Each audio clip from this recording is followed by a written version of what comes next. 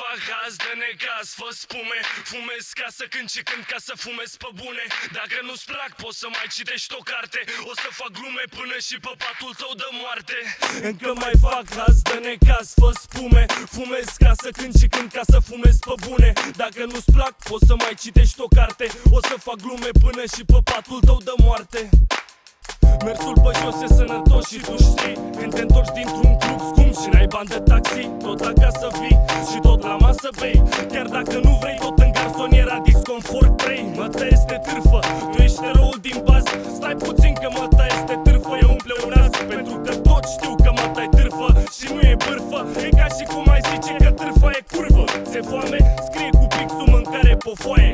Mănânc-o, țeapă, că scria pula pe partea cealaltă. Fetele să freacă de parcă ar fi plăci tectonice. Băieții râd la glumele mele demonice. Tu n-ai haz și nici măcar n-ai fost pe fază. Un poet bătrân ți-ar spune: băi tinere, mai fumează.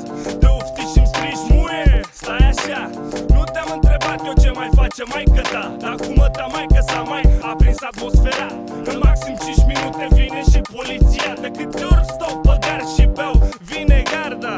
Cred că e nevasta lui gardul bastard. Dar când ești bătrân, copiii nu-ți mai acordă respect decât dacă mai ai acces pe un canal de Pandernet. E trist, în Marea Neagră azi nu mai trăiesc decât meduze, doi scafandri și câțiva pești. Dar dacă vrei să vezi două târfe dezbrăcate coaie, mai bea puțin și intră peste măta în baie. Direct din Jamaica v-a transmis nimeni altul să mă